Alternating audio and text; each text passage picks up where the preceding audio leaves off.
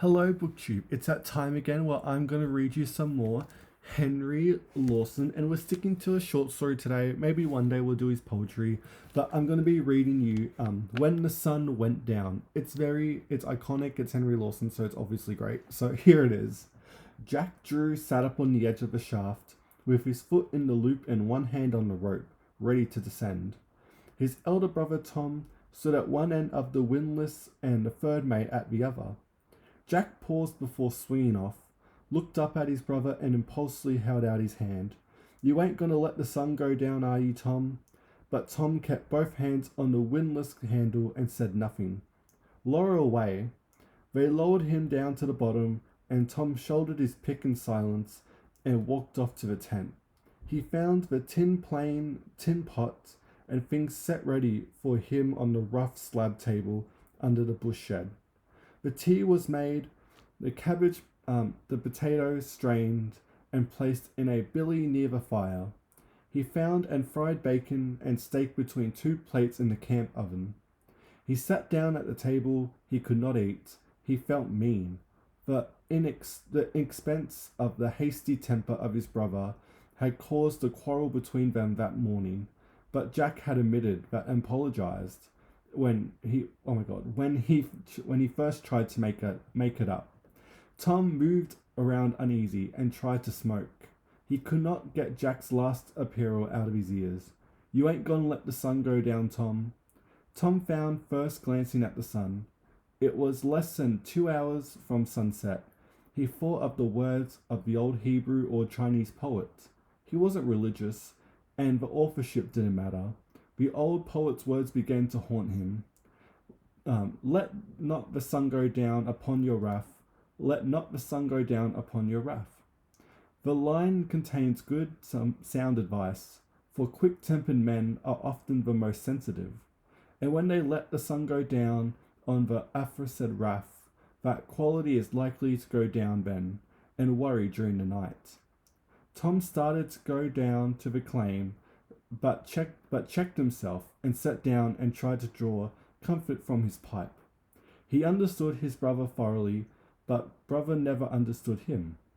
That they were in trouble. Presently he was thinking how Jack would worry about the quarrel and not have the heart for his work. Perhaps he was fretting over it all now, all by himself, down to the end of the damp, dark drive. Tom had a lot of old woman about him, in spite of his unsociable ways and brooding temper. He had almost made up his mind to go below again, on one excuse, with his mate shouted from the top of the shaft, Tom, for Christ's sakes, come here." Tom's heart gave a great thump, and he ran like a kangaroo to the shaft. All the diggers within hearing soon on the spot. We saw a glance of what had happened. It was madness to sink without timber in such treacherous ground. The sides of the shaft are closing in. Tom sprang forward and shouted through the crevice, "To face, Jack! To face for your life!" "The old workings," he cried, turning to the diggers. "Bring a fan and tools, we'll dig him out." A few minutes later, a fan was rigged over the deserted shaft close by, where fortunately the windlass had been left in the biling purpose, and men drawn in the old drive. Tom knew that he and his mates had driven very close in old workings. He knelt to the damp clay before his face and worked like a madman. He refused to take turn about and only dropped his pick to seize a shovel in his strong hands and snatch back the loose clay from under his feet. He reckoned that he had 6 or perhaps 8 feet to drive, and he knew that in the air could not last long in that new drive, even if he had not already fallen in and crushed his brother. Great drops of stood out on Tom's forehead.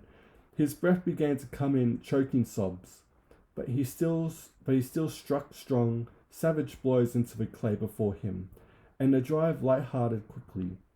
Once he paused a moment to listen, and then distinctively heard the sound as a tool or stone being struck against the end of a new drive. Jack was safe. Tom Tom dug until the clay suddenly fell away from his pick and left a hole about the size of a plate in the face before him. Thank God, said a hoarse, strained voice on the other side. All right, Jack. Yes, old mate, you are in your time. I've hardly got a room to stand in, and I'm nearly smothered. He was crouching against his face of a new drive. Tom dropped his pick and fell against the man behind him. Oh my God, my back, he cried. Suddenly, he struggled to his knees and then fell forward on his hand and dragged himself close to the hole at the end of the drive. Jack, he began. He gasped. Jack. Right, old man, what's the matter?